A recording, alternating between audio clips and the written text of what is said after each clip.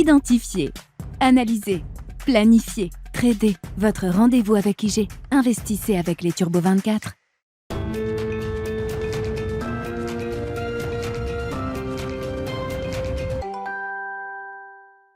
Bienvenue dans Smart Bourse, votre double dose quotidienne de marché en direct sur Bismart. Chaque jour à la mi-journée, 12h30, 13h. Et en fin d'après-midi, la grande édition pendant 1 heure à partir de 17h en direct, rediffusée à 20h sur Bismart TV. Émission que vous retrouvez en replay chaque jour sur bismart.fr et en podcast sur l'ensemble de vos plateformes. Au sommaire de cette édition de la mi-journée, les enjeux d'un nouveau mois, du mois de novembre, qui a bien débuté hier sur les marchés actions avec une première séance de hausse pour ce mois de novembre, dans le sillage de ce qu'on a connu sur l'ensemble du mois d'octobre. Le mois d'octobre restera un mois particulier à travers cette année 2022, un mois de hausse pour les actions et pas une petite hausse, une hausse assez spectaculaire puisqu'on approche désormais les 10% de rebond. Je grossis un peu le trait, mais on a des hausses indicielles de 7, 8, 9% sur certains indices développés à travers ces semaines de reprise du mois d'octobre. On a corrigé ainsi à peu près les 2/3 de la baisse que le marché action avait encaissé entre mi-août et fin septembre. Est-ce que ce rebond peut perdurer ? Évidemment, c'est une des grandes questions de ce mois de novembre, avec pas mal d'enjeux, à commencer par les enjeux en matière de politique monétaire, puisqu'on est reparti pour une série de réunions de banques centrales. La Banque centrale européenne s'est exprimée la semaine dernière et a délivré à nouveau une hausse de 75 points de base. La Fed fera sans doute de même ce soir. C'est déjà gravé dans le marbre. Une 4e hausse de taux consécutive de 75 points de base qui porteront les taux directeurs fédéraux entre 3,75 et 4%. On est désormais théoriquement bien installé en territoire restrictif du point de vue de la politique monétaire américaine. Quel sera le discours qui viendra accompagner cette hausse de taux et qu'est-ce que le marché, les investisseurs peuvent anticiper en matière d'évolution peut-être de la stratégie de la Réserve fédérale américaine pour les prochaines réunions. Nous en parlerons avec Patrice Gautry qui sera avec nous en plateau pendant cette demi-heure, chef économiste à l'Union bancaire privée. Et puis nous parlerons action très largement pour commencer cette émission. Quelle stratégie action partant de là où on en est aujourd'hui? C'est Virginie Maisonneuve qui sera avec nous dans un instant en direct et en duplex. La Global CIO Equity d'Allianz Global Investors.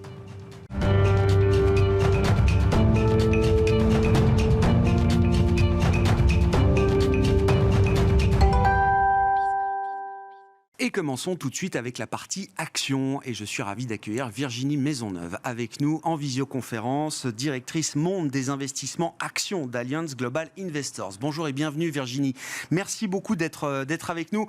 On a encore tous en tête ce mois d'octobre qui restera comme un mois très positif pour les indices actions, partant des points bas qu'on connaissait évidemment fin septembre. Quels sont les enseignements à retirer de ce mois d'octobre sur le plan de la dynamique des marchés et sur la manière dont cette hausse action s'est produite, Virginie ? Oui, en fait, c'est vraiment un mois exceptionnel parce que c'est le plus grand rebond au niveau mensuel depuis 1976, je pense. Donc c'est quand même important. Et je pense qu'en fait, on a une espèce d'habitude à ces politiques monétaires et en même temps une impression d'arriver bientôt à un point d'inflexion et une phase de transition. Et en fait, ce point d'inflexion est le moment où les taux, la remontée des taux, ou la perception de la remontée des taux passera de 75 points de base aux États-Unis à 50.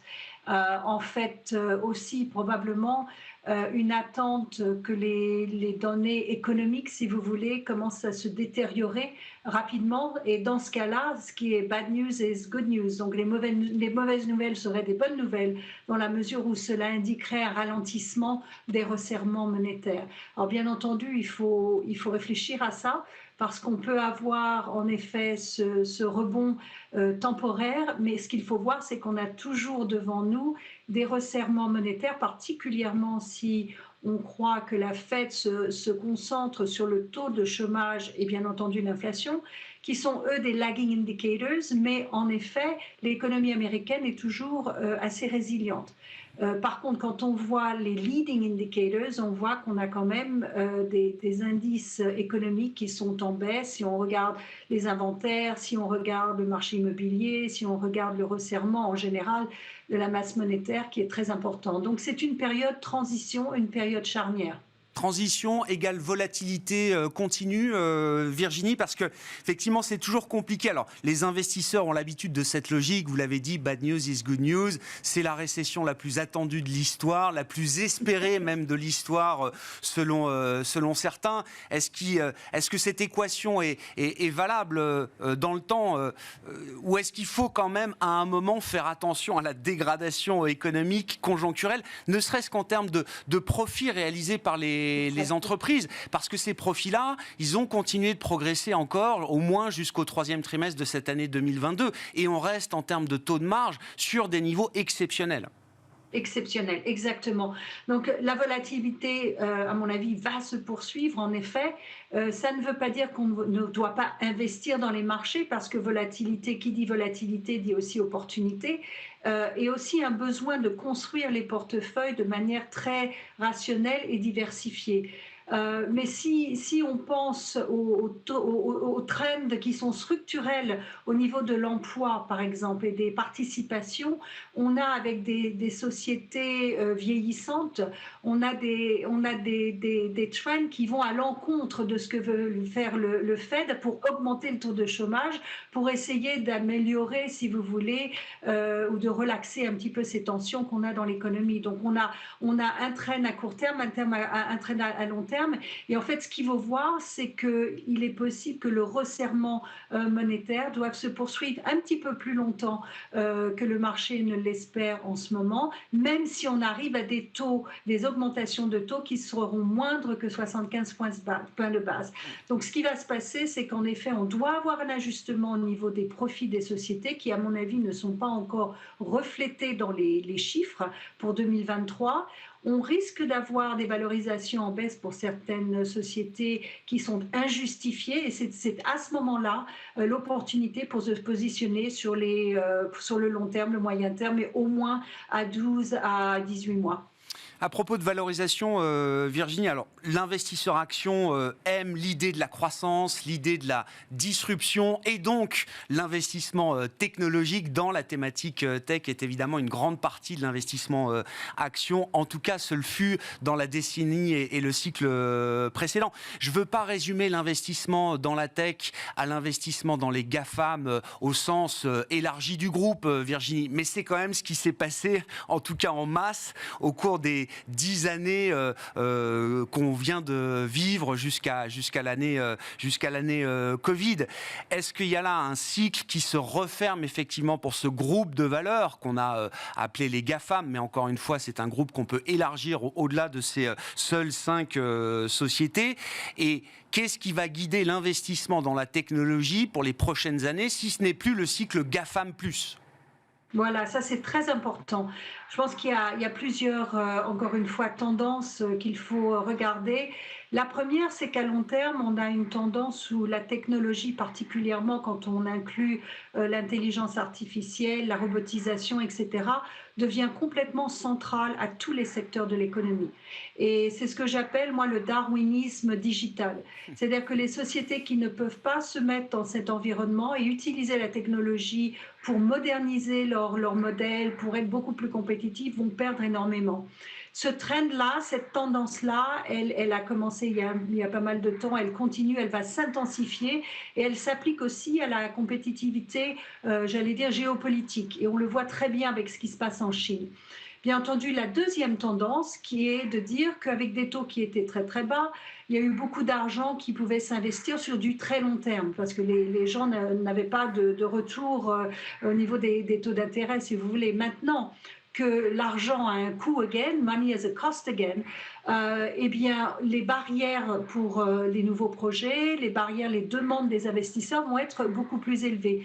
Donc on va avoir une différence énorme entre les sociétés tech qui sont profitables, qui ont vraiment des business cases et modèles qui sont valides et testés, et les autres. Et en fait, on a donc une fragmentation du secteur tech et en même temps une expansion du secteur tech à une application à l'économie globale, si vous voulez. Donc c'est ça qu'il faut voir quand on sélectionne les sociétés. Et ça se passe, comme on dit, dans tous les secteurs, dans tous les pays. Et c'est très, très important. Et je pense qu'en effet, la tech a une place à avoir, une bonne place dans les portefeuilles pour les 5 prochaines années.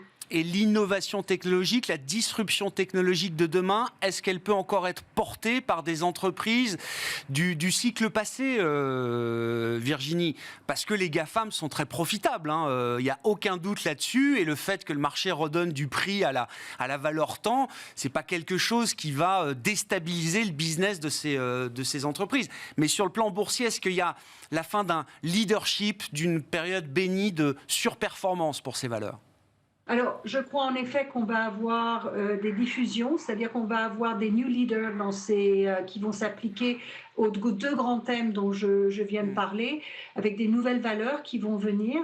On va avoir des valorisations sur les grandes sociétés qui risquent de revenir, mais en même temps, ce qui va créer le test, c'est vraiment leur vision à comment pouvoir s'adapter, étant déjà très large, à des nouveaux environnements. Alors, si on voit par exemple les résultats qui ont été faits, qui ont été donnés récemment, et les déceptions au niveau de la publicité digitale, ça c'est peut-être un nouveau trend. Bien entendu, ça peut être lié au Covid, mais au lockdown, mais en même temps au confinement, mais en même temps ça peut être lié à d'autres éléments. Et en fait, c'est cette adaptation qui est très importante. Si on regarde les tendances coûts aussi, avec le coût des nuages pour les données qui baissent très rapidement. En même temps, le besoin pour les sociétés d'avoir beaucoup plus de logiciels, d'avoir beaucoup plus d'effectiveness ou de productivité, si vous voulez, tout ça, ce sont des trends qui sont sous-jacents.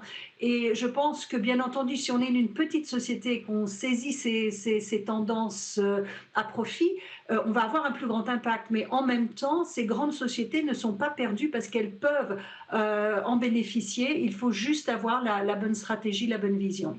Quand vous regardez l'Europe sur le plan des valorisations boursières, Virginie, alors avec une faiblesse en absolu de la valorisation du marché européen et une décote historique peut-être par rapport à la valorisation du marché américain aujourd'hui, est-ce que cette faiblesse de la valorisation boursière en Europe est suffisante pour que les investisseurs se réintéressent à cette zone géographique ? Oui, alors je crois en effet qu'on a des valorisations très attirantes en Europe, mais on a aussi des risques très importants. Comment gérer la crise énergétique? Comment gérer la crise énergétique au niveau de l'énergie elle-même, mais au niveau de la collaboration, la coordination avec les autres pays d'Europe. On a vu des tensions, par exemple, entre certains pays qu'on n'avait pas vues depuis pas mal de temps. Est-ce que cela va créer des fractures? Des disruptions qui vont continuer. Donc ça, ce sont des questions, et bien entendu l'impact de la montée des taux et des devises. Donc en fait, encore une fois, ce concept de transition et de point d'inflexion est très important parce que si le resserrement monétaire américain a suffisamment d'impact, qui est beaucoup plus large que ce qu'on a vu dans le reste du monde, étant donné les montants monétaires qui ont été mis en place par les États-Unis pendant le Covid, si ce resserrement en fait diminue bientôt, mais a créé suffisamment de resserrement dans le monde entier, ce qu'on voit par rapport au dollar, est-ce que ça peut aider les autres nations ou les autres banques centrales à resserrer un petit peu moins? Donc ça, c'est une question qui est très importante, ce point d'inflexion, cette transition. La question énergétique, la question de collaboration et bien entendu l'impact sur les périphéries. Pour moi, c'est toujours trouver les sociétés qui vont en effet se qualifier au niveau global, au niveau local et qui vont donner plus que ce que les investisseurs espèrent au niveau des profits et qui ont des valorisations attirantes. En fait, c'est ça. Donc, c'est un travail de fond au niveau de chaque société. Un mot pour finir, peut-être des émergents au regard des critères que recherchent les investisseurs aujourd'hui. Est-ce que la poche d'investissement actions émergentes peut apporter de la surperformance en 2023? Est-ce que c'est une poche d'investissement d'ailleurs qu'on a envie de faire grossir aujourd'hui, Virginie? Ça, c'est intéressant parce que je crois vraiment qu'on n'a plus d'asset class qui s'appelle marché émergent. Je crois qu'on a différents pays. On a la Chine, on a les pays producteurs de denrées, de commodities ou de denrées alimentaires, etc. Et on a les autres, qui ont ou des bonnes situations financières ou des situations financières très très délicates, comme la Turquie, etc. Donc en fait, ce n'est plus un bloc. Au niveau de la Chine, moi je pense que le risque est sous-évalué. Il y a une tendance pessimiste générale. Bien entendu, jusqu'à mars 2023, la clarification au niveau de l'impact du NPC, donc du congrès du parti, ne sera pas entièrement claire, mais on sait quelles sont les grandes tendances. La prospérité commune, l'innovation, technologie, nouveaux champions industriels, robotisation, technologie, renouvellement, energy, renewable energy, etc. Donc ça, on le sait. Et les valorisations, là encore, sont très basses. Au niveau du Mexique, par exemple, on a aussi un appel au niveau de la collaboration avec les États-Unis. Les États-Unis qui ont une économie jusqu'à maintenant qui est plus performante et plus forte. Donc on a aussi un modèle assez attirant et en plus au niveau des commodities. Donc en fait, je pense qu'il faut voir, c'est vraiment chaque pays. La Thaïlande est aussi intéressante et peut-être Taïwan. Le marché des semi-conducteurs a été tellement battu qu'à un moment, étant donné la tendance dont j'ai parlé du darwinisme digital, c'est bien entendu le pétrole de la technologie. Donc à un moment, à mon avis, le marché trouvera un point bas. Mais bien entendu, il faut être patient. Donc les marchés émergents, oui, mais pas en un bloc. Merci beaucoup Virginie. Merci pour cet éclairage action dans Smart Bourse à la mi-journée. Virginie Maisonneuve, directrice monde des investissements actions d'Allianz Global Investors.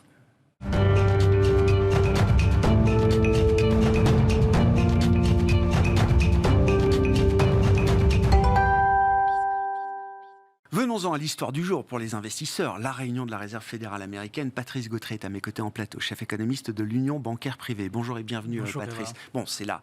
Petite histoire du jour. Moi, ce qui m'intéresse, c'est la grande histoire du resserrement monétaire américain. On sera donc ce soir à 3,75,4 de taux directeur des fonds fédéraux américains.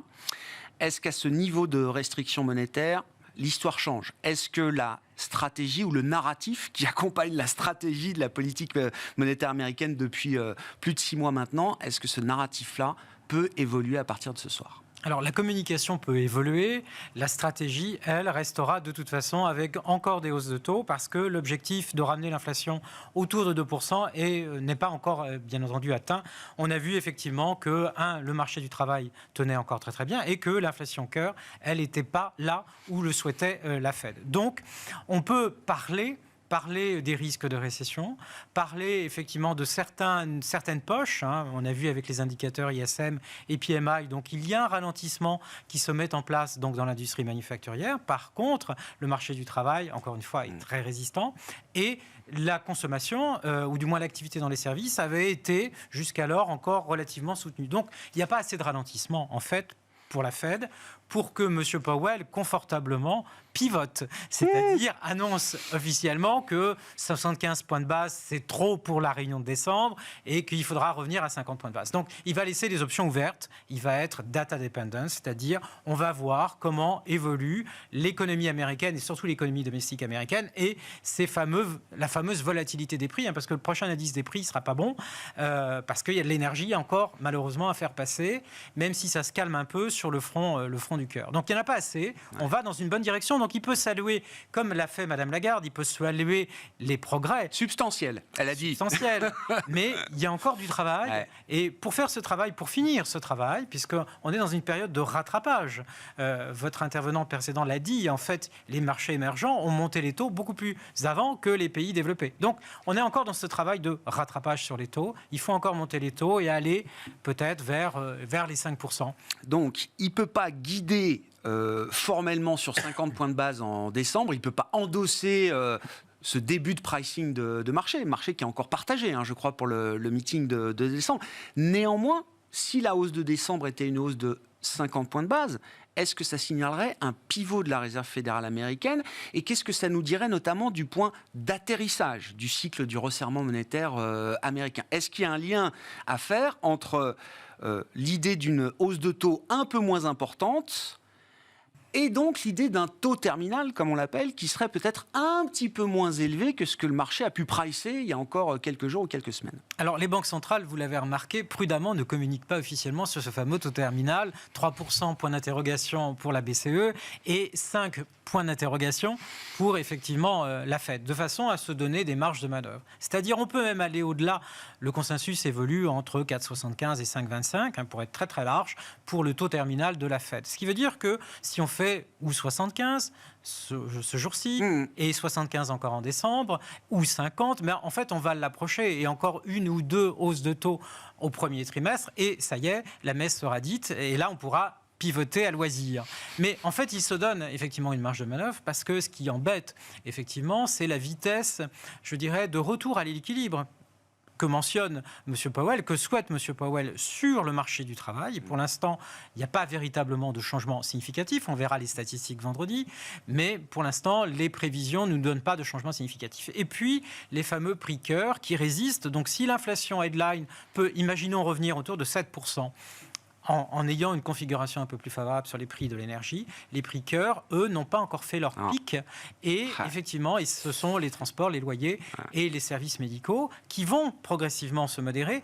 Mais en fait, on est dans une configuration dans laquelle on pourrait très bien avoir un prix headline qui repasse en dessous des prix du cœur aux alentours du deuxième trimestre. Et ça donnerait un scénario qui n'est pas confortable du tout pour la Banque centrale. Donc, ça veut dire que, en termes de langage, ça c'est intéressant.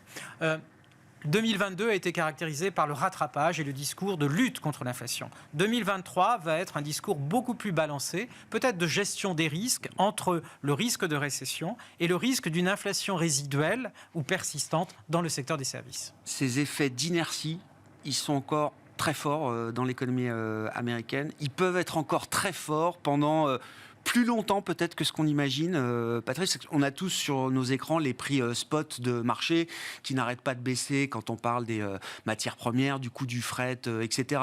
On voit des indicateurs de loyer, des indicateurs privés de loyer aux États-Unis qui montrent aussi que la baisse en séquentiel semble être enclenchée, sauf que tout ça ne se reflète pas dans les indicateurs que la Fed regarde. Alors, ça va se refléter, mais avec une distance. L'énergie, les prix alimentaires, ce qui nous embête, c'est la volatilité au mois le mois. On a baissé les 2 derniers mois, mais on va remonter sur les 2 prochains mois, parce que effectivement, les évolutions de marché ne sont moins favorables. Les prix des loyers, on le sait traditionnellement, en fait, c'est la fin du cycle immobilier. Ils peuvent encore monter, ou du moins, il faudra attendre peut-être le deuxième trimestre pour avoir véritablement une tendance. Parce qu'en fait, ce qui est intéressant, c'est pas les variations, c'est la tendance. Et c'est là-dessus où parie la Fed, c'est-à-dire qu'elle lève le pied sur les taux, même elle renverse la vapeur sur les taux d'intérêt directeurs à partir du moment où elle a l'assurance, et ça va aussi d'ailleurs pour la BCE, l'assurance que et l'inflation totale et l'inflation cœur sont sur une trajectoire de ralentissement. Donc, et un point ne fait pas une tendance. Hein. Voilà, un point ne fait pas une tendance, surtout qu'effectivement, on va mettre du temps à ralentir. Donc, il faudra être patient. Et en milieu de 2023, on sera encore avec des objectifs, tant pour la Fed que pour la Banque Centrale Européenne, avec une inflation qui est bien supérieure, 100 points de base, encore au-dessus des fameux 2,00. Donc, et de 2,00, d'après les simulations que l'on a et qui reflètent un peu aussi l'état du consensus, eh bien, c'est plutôt en 2024, courant 2024, qu'on les aurait. Donc, on voit bien qu'il y a, bien entendu, le changement de communication, reconnaître qu'il y a des risques de récession, reconnaître qu'il faut encore faire de la régulation monétaire de la part de l'ensemble des banques centrales des pays développés, à l'exception du Japon. Mais ça nous protège, ça nous projette, sur le milieu d'année 2023 pour avoir ce que j'appellerais un pivot confortable. Oui, c'est ça. Il y a un truc qui manque dans le pivot, c'est quand même toute la question quantitative de réduction du bilan. C'est-à-dire que le marché associe l'idée du pivot à une pause au minimum dans le resserrement monétaire qui pourrait intervenir, vous le disiez effectivement, première partie de 2023. Un truc qui ne doit pas s'arrêter normalement, c'est la réduction passive du bilan au rythme de 95 milliards de dollars chaque mois. On est monté à pleine puissance à partir du mois de septembre. Et ce ce qui était vu et même communiqué comme étant un outil secondaire de normalisation monétaire va devenir un outil principal, peut-être même à un moment en 2023. Oui, si la tension se calme ou se détourne de la variation des taux d'intérêt directeurs autour du premier trimestre, eh bien, on va revenir avec les outils secondaires. Et là, effectivement, d'ailleurs, la Fed avait, ou des gouverneurs de la Fed avaient communiqué que la réduction du bilan avec les chiffres que vous avez mentionnés amenait en fait à 25 points de base supplémentaires de hausse de taux.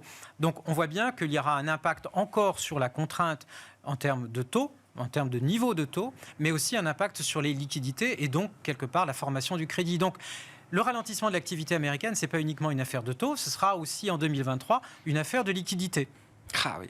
Liquidité, et qu'est-ce que ça implique effectivement pour l'investisseur? Donc déjà, on constate déjà un assèchement de liquidité sur ces marchés clés des treasuries, enfin des obligations d'État en général, mais des treasuries en particulier.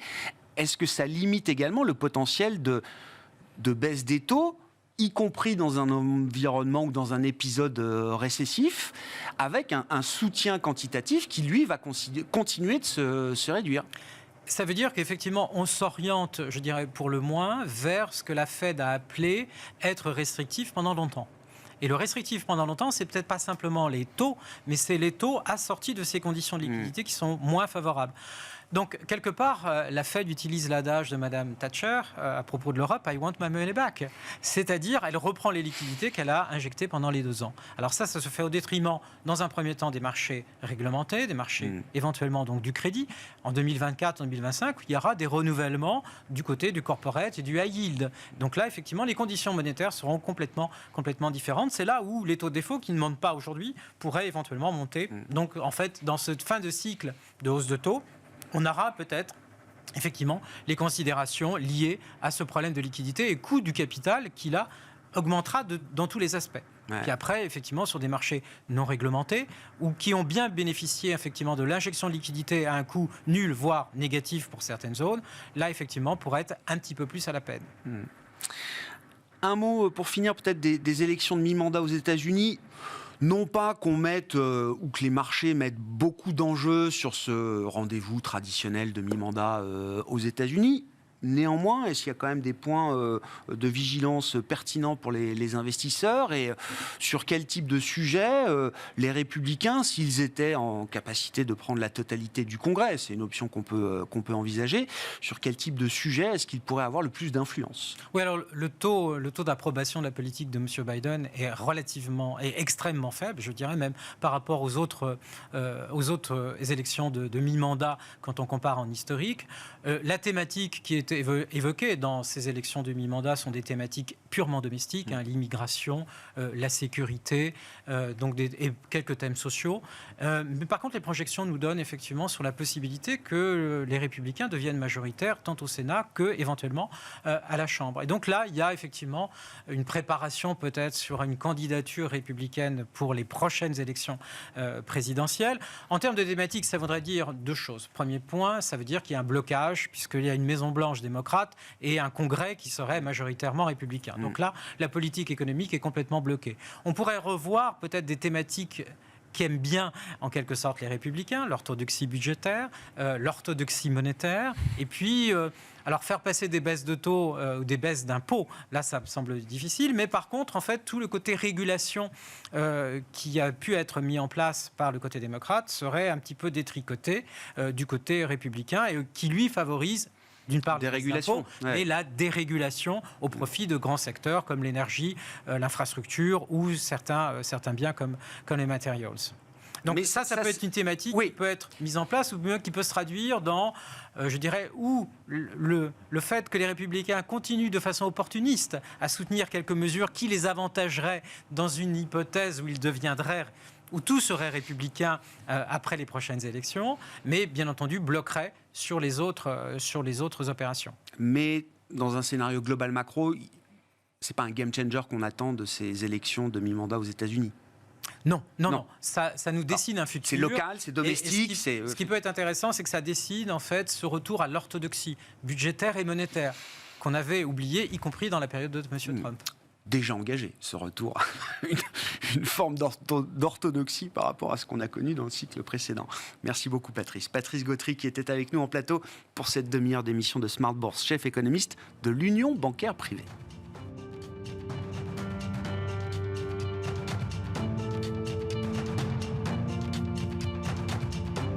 Identifiez, analysez, planifiez, tradez. Votre rendez-vous avec IG. Investissez avec les Turbo 24.